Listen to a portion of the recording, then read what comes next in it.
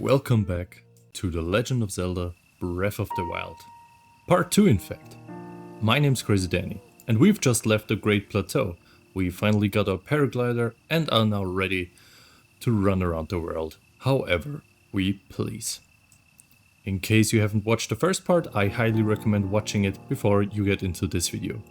Oh, and in case you're wondering, I was able to set up my microphone better this time, so hopefully the quality is a bit better. Please let me know in the comments what you think about this audio setup. Now, with all that explanation done, let's go explore. First of all, I wanna say how eager I've been to continue playing this game. I took a break of like 3 to 4 days before I could finally get back into it, because I was editing the first part in the meantime. Finally being able to return to this game is an absolute joy. Now then, if I remember correctly, the King of Hyrule told us to go east and talk to an old lady called Impa, who should be able to tell us about the lore of the land. But I'm going to really take my time with that. I want to explore what I missed out 9 years ago. And let me tell you, finally setting foot into the Kingdom of Hyrule, it didn't take me longer than 2 minutes to encounter an enemy and, well, as you can imagine,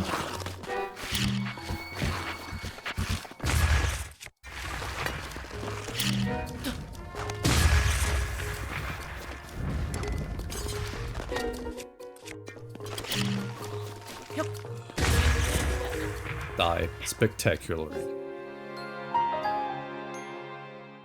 Right after that, I got attacked by a barrage of sidequests.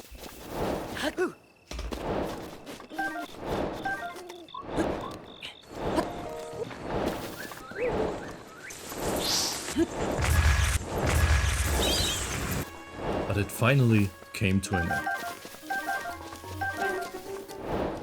Never mind, there's still more. Right after that, I stumbled upon an enemy outpost. I used this opportunity to see if I could stand my ground here.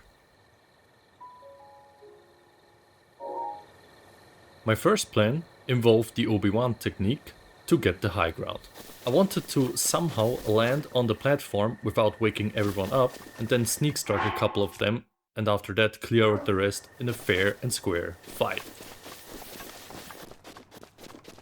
Yet once I was on the mountain, I realized that there were oh so magnificent red barrels.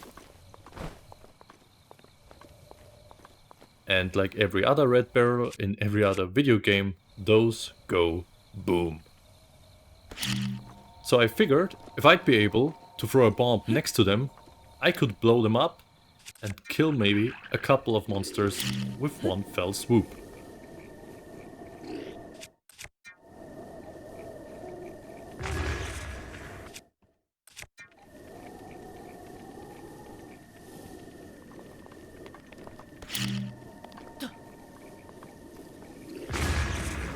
However, after realizing that that didn't deal enough damage and it just woke everyone up, I decided it was time for close combat.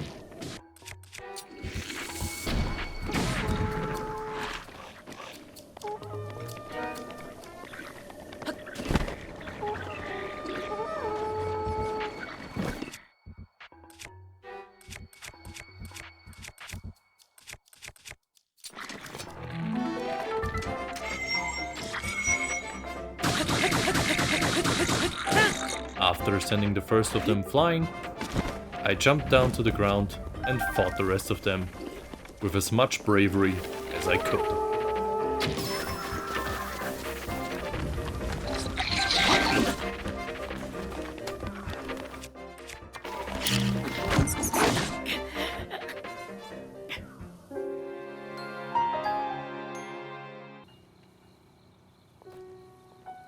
On my second attempt, I used the explosion as a distraction and then took care of the 2 scouts.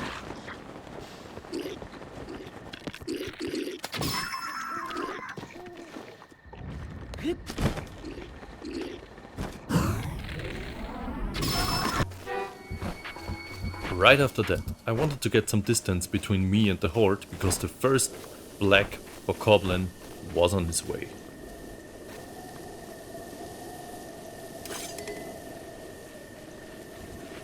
And let me tell you, this guy can really take a beating.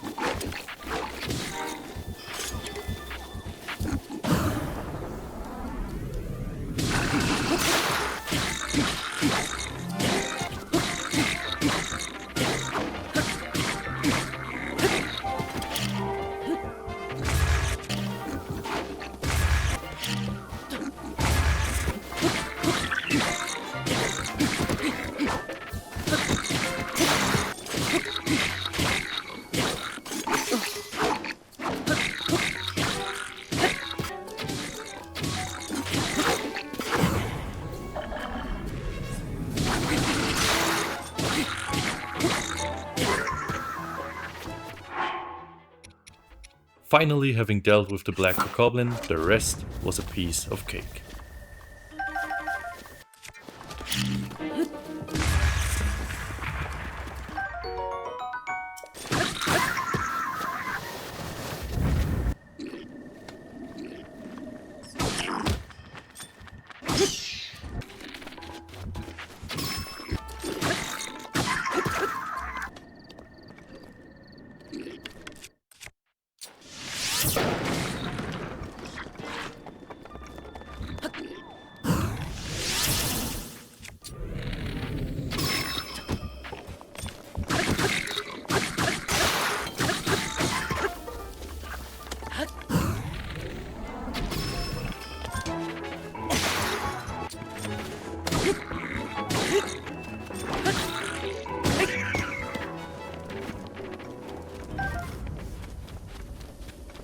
With the final bokoblin finally being defeated, I was able to loot their base.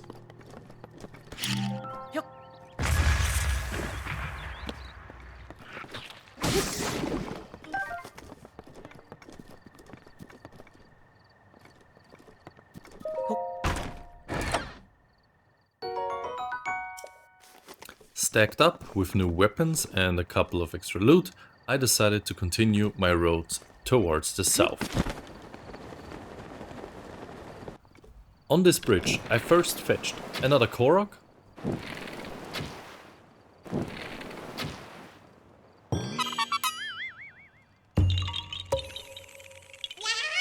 grabbed a new strong bow as well as a new cool axe,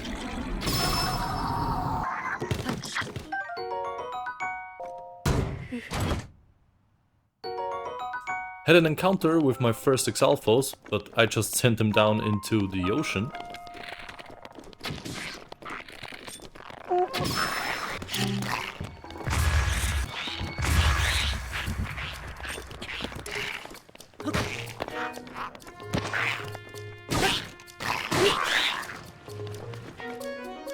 Grabbed this nice looking Zora spear, fetched another Korok, and then continued further towards the south.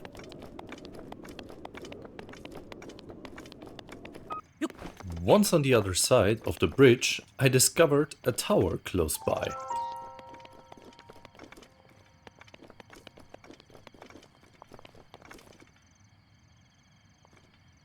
If I were to reach the top of it, I would also get more insight on my map.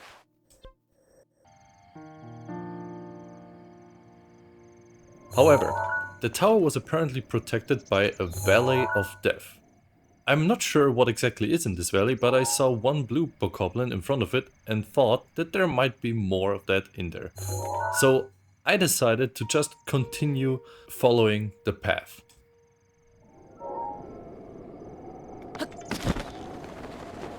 And once I glided down, I saw two black bokoblins just sitting there and waiting for me to come in. So yeah, there is no way I'm getting the tower now. However, once I was on the ground, I discovered, first of all, another Korok, and then a couple of horses. And I thought it might be high and mighty time to grab another horse, just to get to more points quicker. So I decided to get the one that kind of looks like the rider amiibo.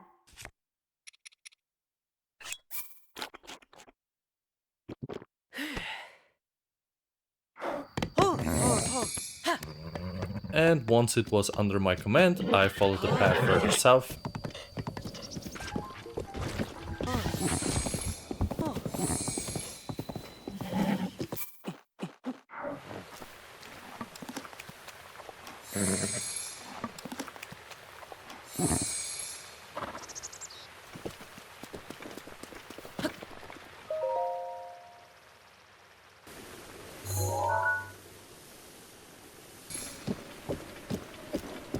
And discovered my first shrine outside of the Great Plateau.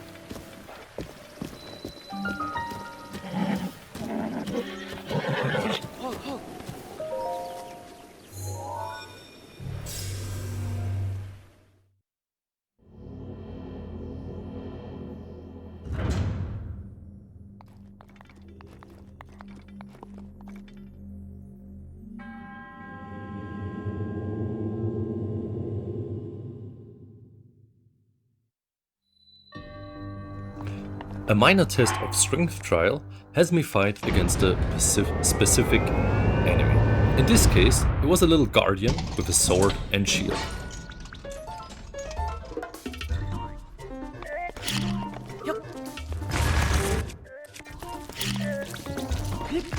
But, of course, after 3 well-deserved deaths,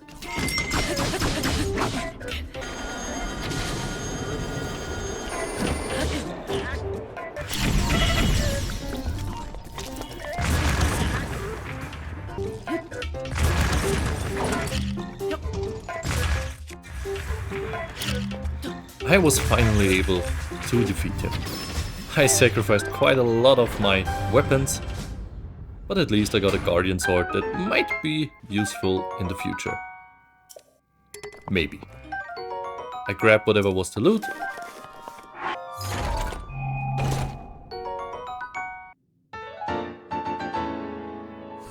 And left the shrine. Once outside, I finally met my favorite character of all time again, Kaas.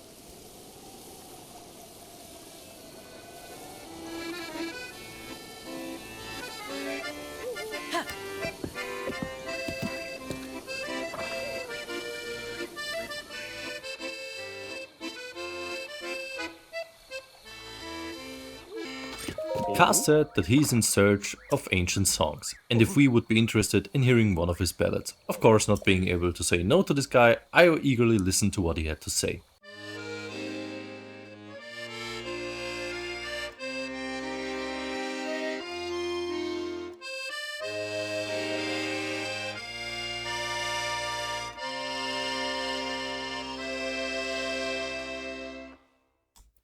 And right after that, I continued my adventure and completely forgetting that we ever talked.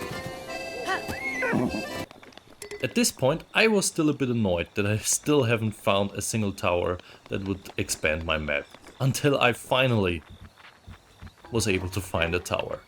So, at least for now, I had a goal in mind. While being on my way to the tower, I stumbled upon the Sarion Bridge. After defeating a blue bokoblin who dropped the chest,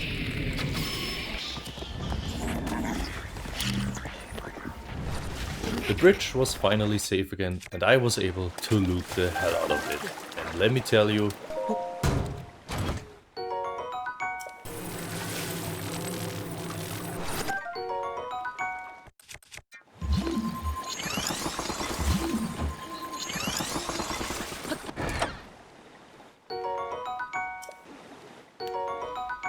it was worth it. I then fetched another Korok and continued towards the tower.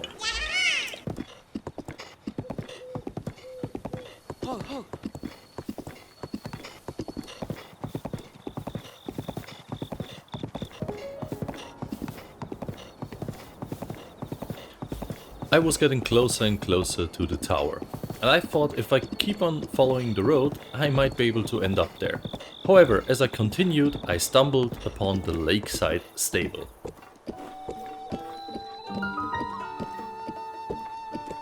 Once there, I registered my horse,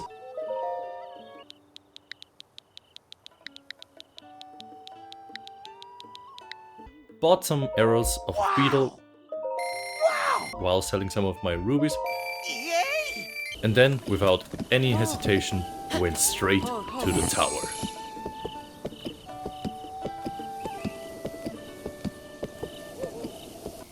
I climbed the mountain next to the tower to reach a high point and then glide to it.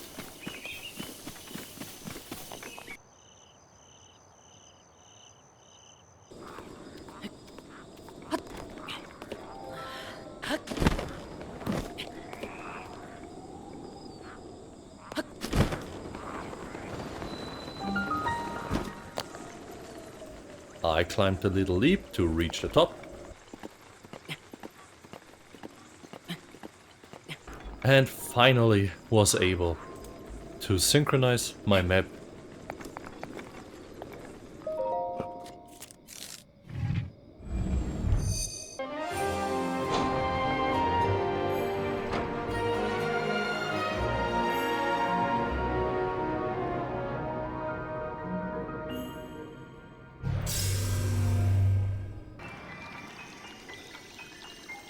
And get vision of the area.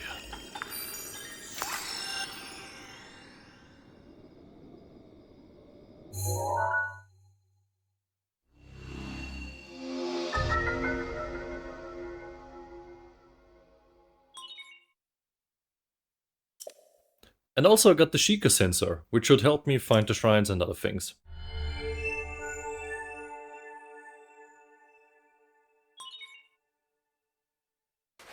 I inspected my map, marked a shrine that looked closer than it actually was, jumped down from the tower, fought this electric wizard,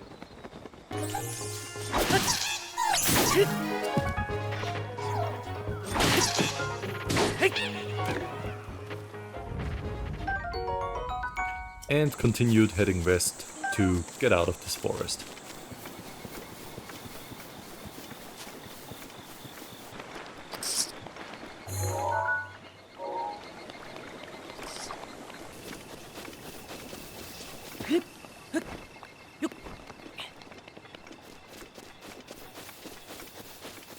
I then arrived at the Guchi Plain Barrows. And let me tell you, there was nothing Gucci about them. Except it being green, there was not a whole lot to look at here. I was kinda running in circles to find things, but sadly, all I was able to acquire after searching around the whole valley was one spear.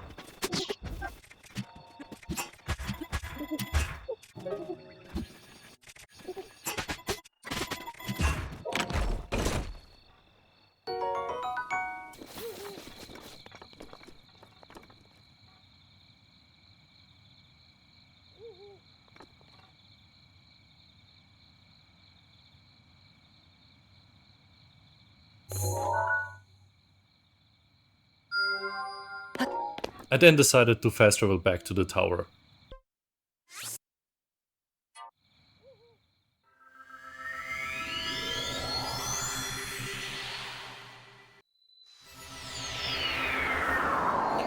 Once back on the tower, I decided to just pick a direction and go with it. And wouldn't you know it, the shrine sensor led me right to a shrine next to the Lakeside Stable. I have no idea how I missed that before.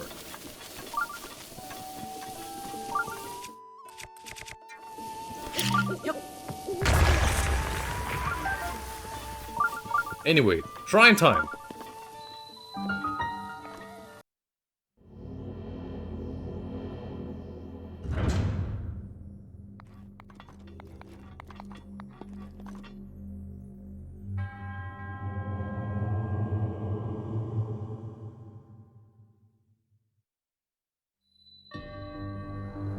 I was overjoyed that it wasn't another combat trial. Yet, this one wasn't much of a challenge either. All you have to do is use stasis on these ramps to use them to climb up on higher places.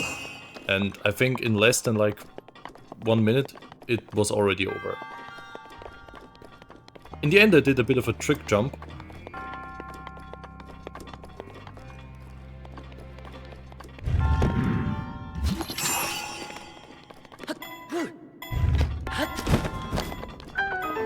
But right after that, it was over before I knew it. But at least another spirit orb that I won't use for a long time. Well.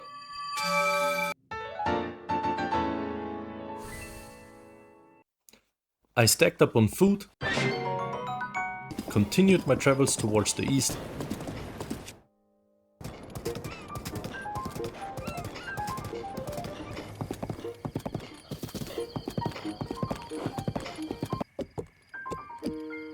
and arrived at a heart-shaped pond, where two lovebirds were desperately looking for an armor. I decided to help these two out. Apparently this man came here to find his true love, and wouldn't you know it, on the other side of the pond stand the woman of the Gerudo Desert. He wanted me to give her a blue nightshade flower and say that it was from him. I decided to play Love Express for them and deliver the flower to the lady.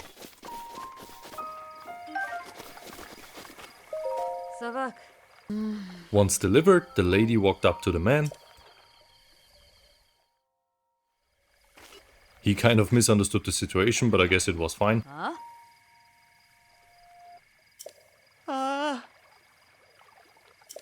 And they two are now happily together.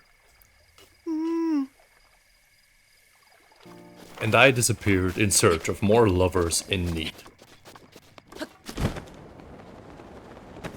Shortly after that, my spider senses started to tingle.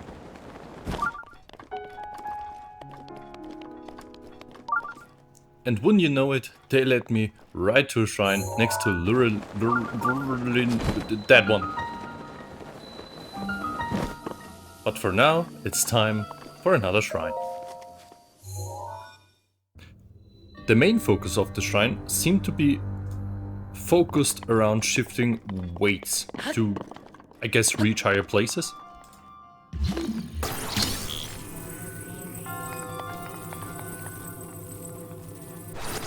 At least in the first riddle. Once that was solved, I encountered my first enemy in this shrine, and let me tell you,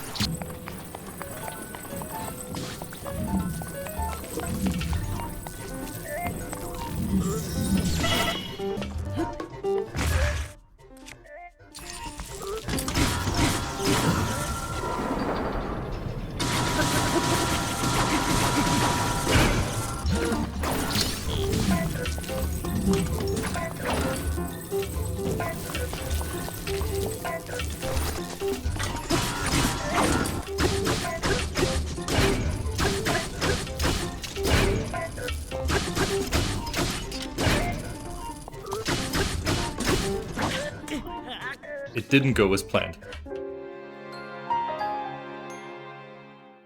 However, I thought that fighting this guy maybe isn't the right solution. So at first I grabbed this chest behind the bars.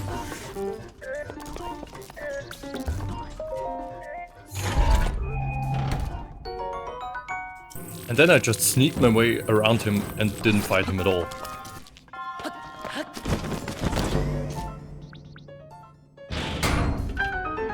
Cheesy peasy. In the next room I was confronted with these 4 platforms, each one raising the other when a certain amount of weight is put onto one of them.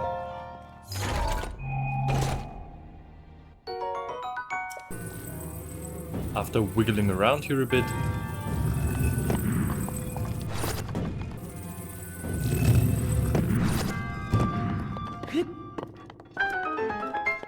I was able to boost myself up and acquire another spirit orb.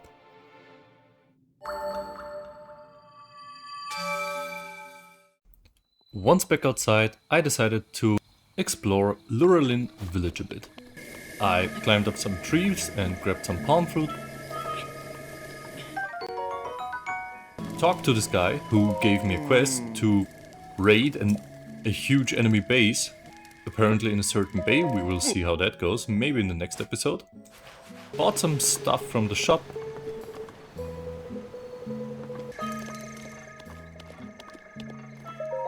Slept in the inn.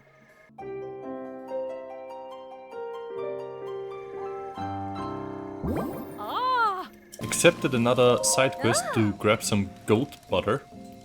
Climbed this watchtower and decided to end the episode here. I want to thank you all for watching this episode. I know not much happened here, but I was really enjoying the atmosphere throughout my whole playthrough, up until now. In the next episode, I will definitely check out this monster area to start with some action. And I'm actually considering heading to Hateno village to get the picture thing for the Shikaslade so I can start to take some pictures. Other than that, I guess we will see each other in the next episode. So yeah, let me know in the comments what you think about this playthrough so far. And again, thank you for watching.